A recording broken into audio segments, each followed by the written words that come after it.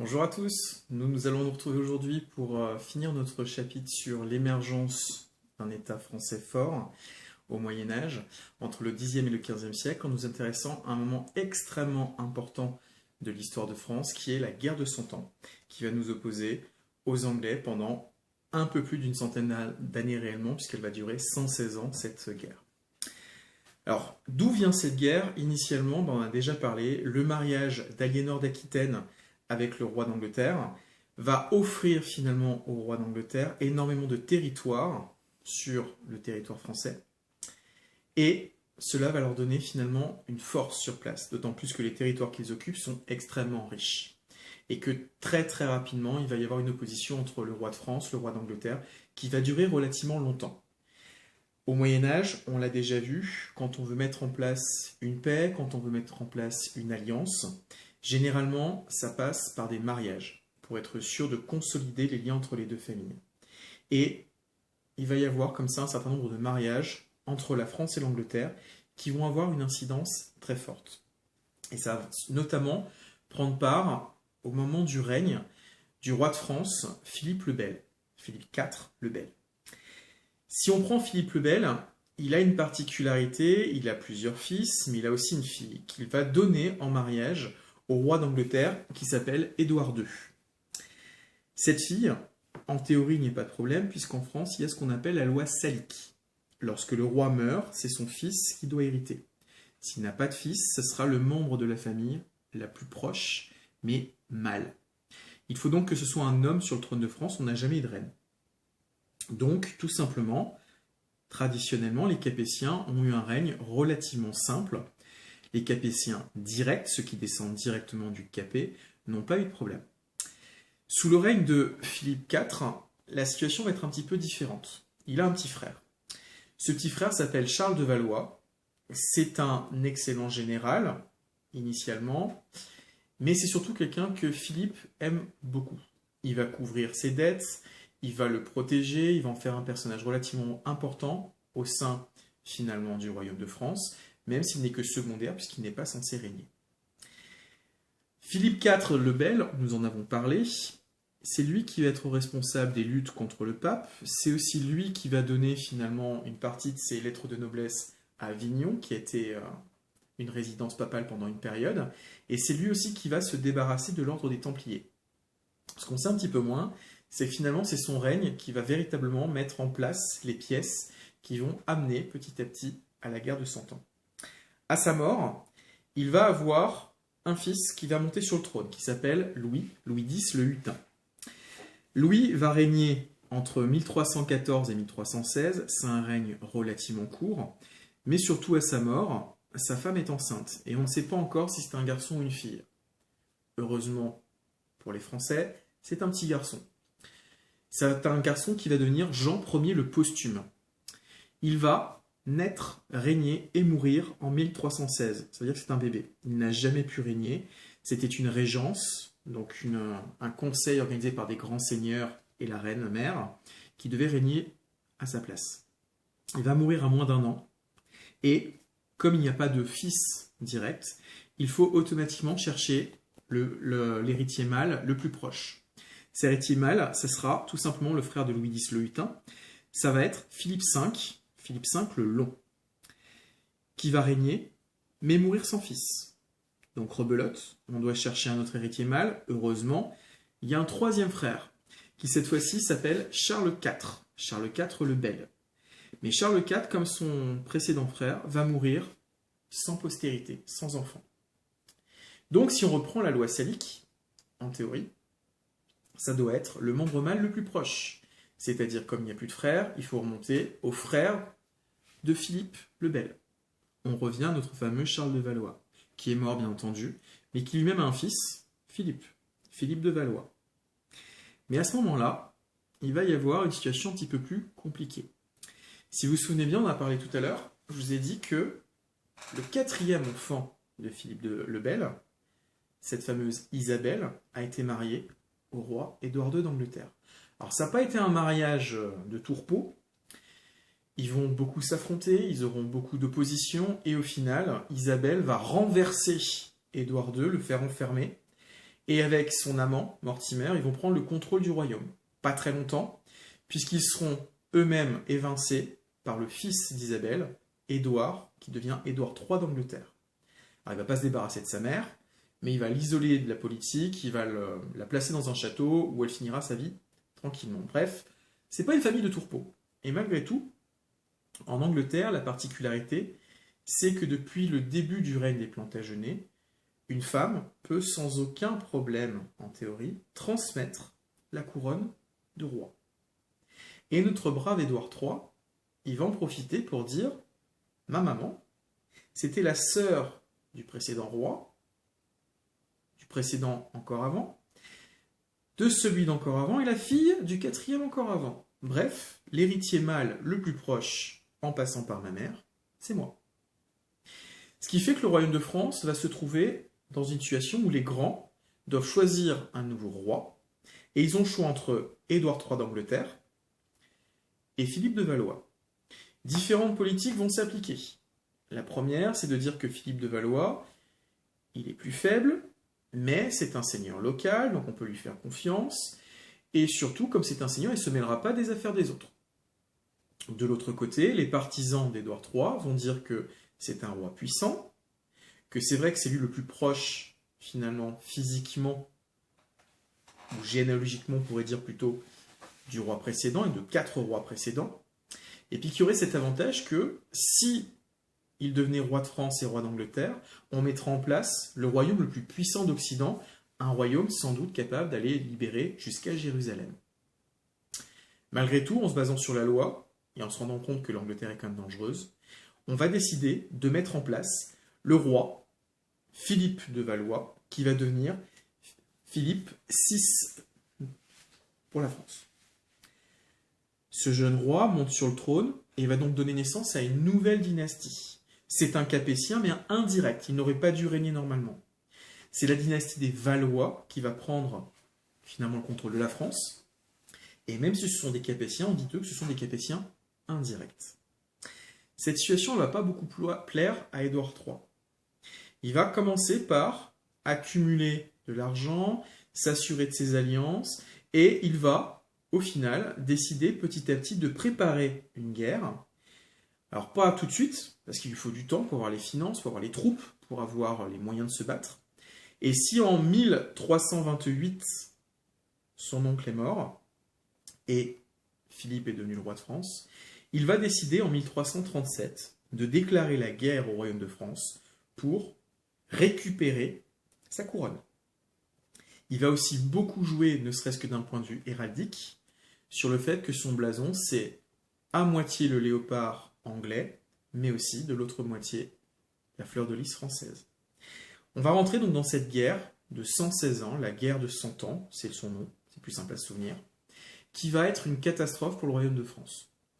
Pendant finalement 116 ans, même s'il y a des trêves, même s'il y a des périodes où on ne se bat pas, le royaume va être ravagé, le royaume est pillé, la population perd énormément finalement en puissance, puisque beaucoup de gens vont être tués à la guerre. Il ne faut pas oublier qu'on est aussi juste au moment où, en 1348, une gigantesque peste ravage entre un tiers et la moitié de la population européenne.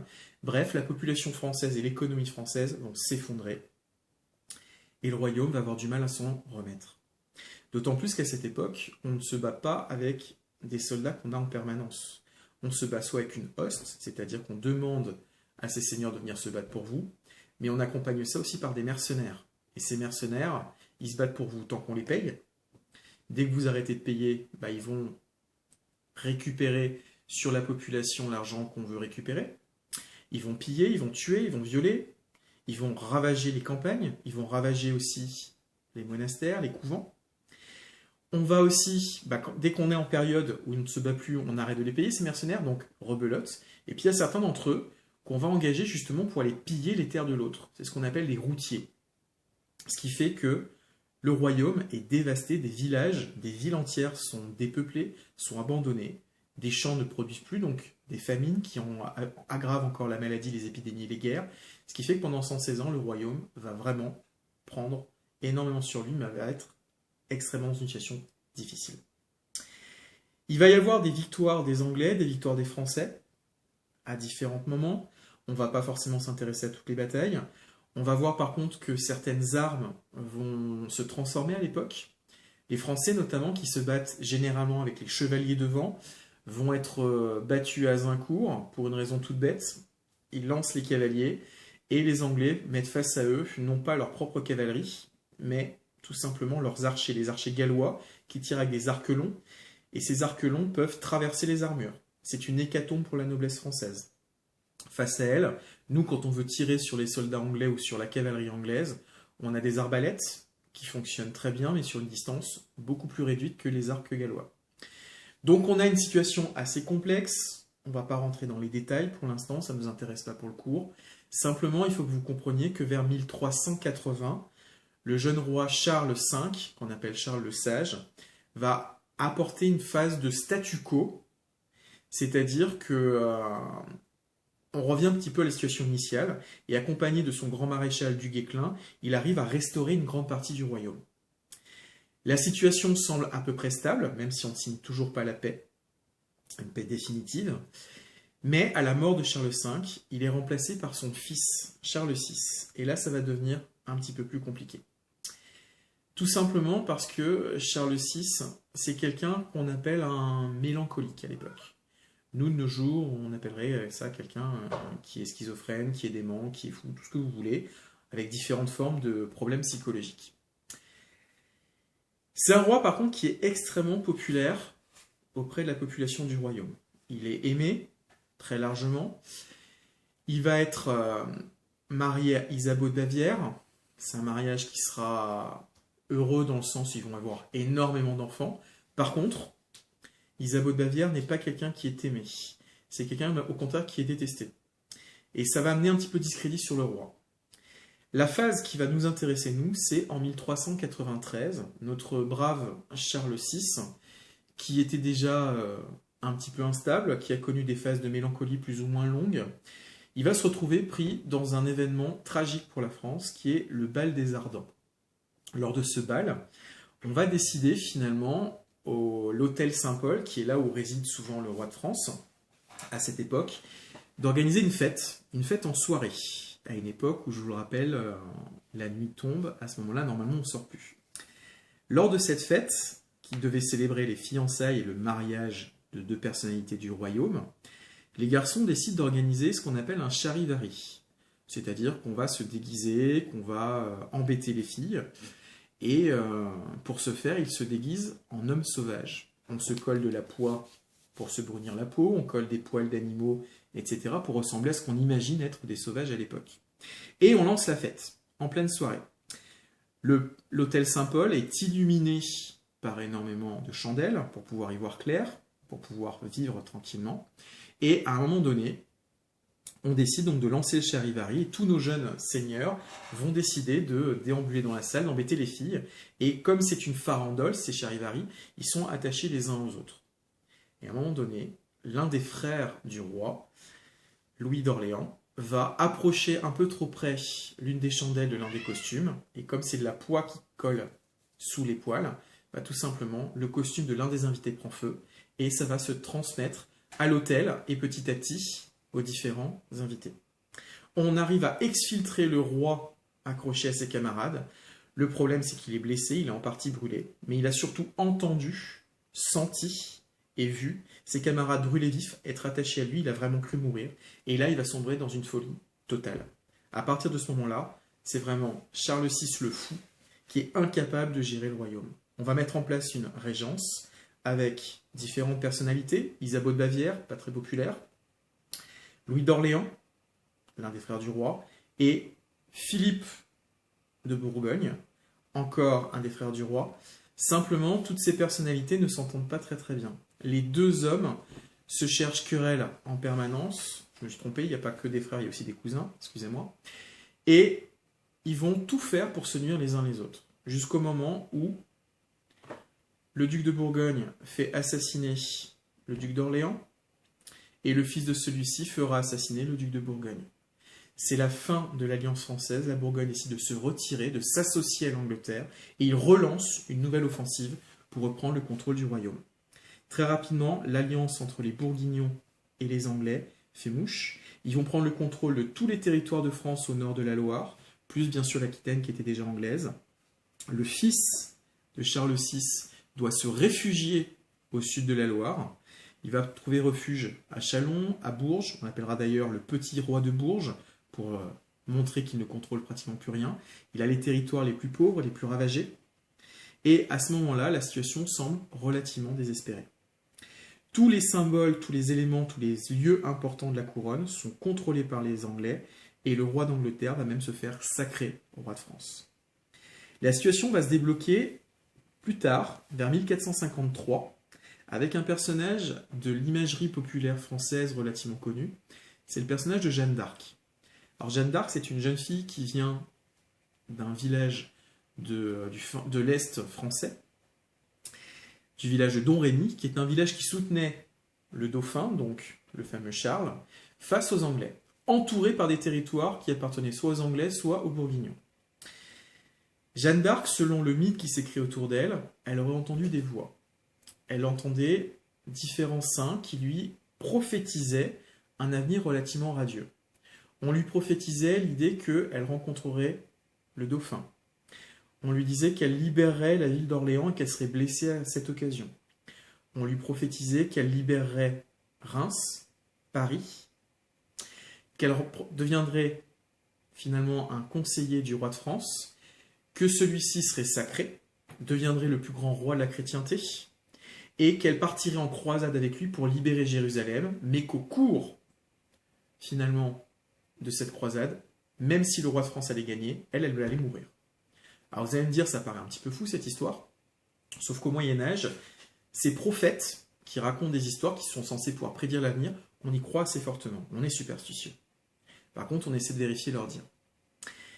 Jeanne, elle va arriver à motiver certains seigneurs autour de chez elle, et elle va obtenir de partir avec certains de ses frères en expédition pour rejoindre le roi à Châlons. Enfin le dauphin encore à cette époque. Là encore, l'imagerie rappelle que le roi a échangé sa place avec un seigneur et que malgré tout, Jeanne d'Arc va directement vers lui, reconnaît le vrai futur roi de France et non pas un simple seigneur qui aurait pris sa place sur le trône. Par force, finalement, d'arguments, elle arrive à pousser le dauphin à s'associer à elle, lui confie une troupe. Alors c'est pas elle qui se bat en directement, mais elle sert de symbole. Elle est là, elle est présente. Elle va contribuer à véritablement délivrer Orléans qui était assiégé par les Anglais. Elle prend vraiment une flèche pendant ces combats. Tout ça va renforcer petit à petit l'idée que c'est véritablement un prophète. Ce qui fait que le roi va, dans ses espoirs, enfin le dauphin, devenir roi et devenir le plus grand roi de la chrétienté. Jeanne d'Arc, son but, justement, c'est de faire sacrer ce roi. Elle va contribuer à libérer la ville de Reims, faire sacrer Charles qui devient Charles VII, mais dans son imaginaire, sa prochaine étape, dans toutes ces prophéties, c'est libérer Paris. Et elle va tout faire lors des expéditions pour se rapprocher de Paris et reprendre la ville. Elle va finir par être capturée par le duc de Bourgogne, qui va la vendre aux Anglais. Les Anglais sont malins. Ils ne veulent pas la juger, ils ne veulent pas la condamner, parce que tout simplement, ça ferait une martyre. Par contre, ils vont la faire juger en Normandie par des Français, mais des Français à leur solde. On va tout faire pour que cette Jeanne, avant même le début du procès, elle soit déjà considérée comme coupable. On va la faire passer pour une folle, pour une associée du diable, et non pas comme entendant les voix des saints. On va arriver à la faire condamner comme relapse par des différentes intrigues.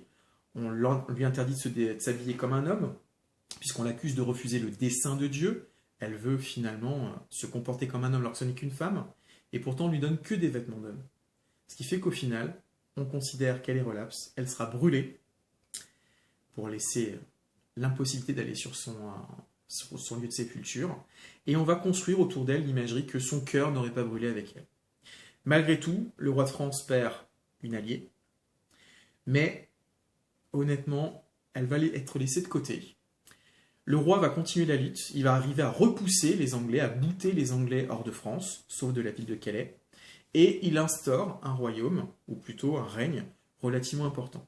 Ce n'est que plus tard, la mère de Jeanne d'Arc qui va venir de Domrémy, et qui va demander au roi réparation, qu'on fasse rejuger Jeanne d'Arc, qui est déclarée cette fois-ci comme innocente, et non plus comme quelqu'un qui était une relapse. Ça va nettoyer un petit peu l'honneur de cette jeune fille. Ses frères vont être adoubés, eux aussi, vont obtenir des domaines.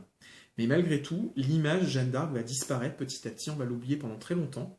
Elle va ressurgir en 1870, quand la France va perdre la guerre contre la Prusse, et on va comme ça mettre en place un certain nombre de symboles. Jeanne d'Arc en est un d'entre eux, comme Vercingétorix par exemple. Donc Jeanne d'Arc, à cette époque, elle est connue, même si on l'oubliera petit à petit dans l'histoire française. Malgré tout, elle a très largement contribué à permettre à Charles VII de prendre le contrôle du royaume et de reprendre finalement les rênes de la France. Ce Charles VII, finalement, on pourrait se dire, c'est compliqué pour lui. Il va, au bout de 116 ans, reconquérir la France, un pays qui est dépeuplé, un pays qui est pauvre économiquement, un pays qui est ruiné, qui est désuni. Et justement, le roi, il va construire sa réputation là-dessus, parce qu'avec un pays qui est totalement ravagé, il peut affaiblir les seigneurs. Il peut récupérer des territoires, et notamment les terres qui ont été abandonnées. Il va profiter que la population recommence à augmenter à ce moment-là, que c'est la fin des épidémies. Et il va faire prospérer son royaume au maximum, tout en profitant d'un certain nombre d'éléments. Parmi ces éléments, il va profiter du fait que le domaine royal est très grand, donc riche. Il va affaiblir petit à petit les parlements, donc ces représentations des différentes provinces, en décidant que tous les impôts qui ont été créés au cours de la guerre de 100 ans, qui ne devaient être que temporaires, deviennent définitifs. Donc il a finalement des rentrées d'argent stables, une fiscalité stable. Il va aussi décider de ne plus avoir recours à l'armée d'ost de ses seigneurs ou aux mercenaires. Il va décider d'avoir une armée permanente et une armée qui va se moderniser. La fin de la guerre de 100 ans, c'est la fin du Moyen-Âge, puisque tout bêtement, c'est la fin de l'époque des chevaliers. On va voir l'émergence de la poudre. On va voir les premiers canons apparaître. Et ces canons, ils font des ravages pour prendre les forteresses, pour se débarrasser des chevaliers. La poudre va aussi donner naissance aux premières armes à feu, qui sont certes très dangereuses, mais qui peuvent finalement se débarrasser d'un chevalier. C'est la fin de la cavalerie lourde, on aura des cavaleries légères encore, mais finalement c'est une nouvelle période qui va se mettre en place, avec un roi qui va avoir un domaine vaste, un pouvoir quasiment incontesté, de l'argent dans ses caisses, et une armée en permanence. C'est-à-dire que si le royaume de France a cruellement souffert de la guerre de 100 ans, le roi de France, lui, il en a très largement profité.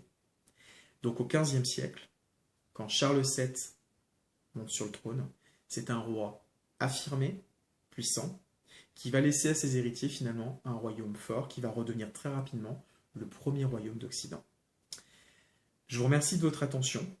On a vu finalement comment en 5 siècles, un petit seigneur va devenir un homme incontournable dans le royaume, c'est le roi, et on voit la naissance finalement du royaume de France tel qu'on le connaîtra par la suite, et amorcer finalement ce qui plus tard sera l'absolutisme tel que vous le connaissez sous Louis XIV.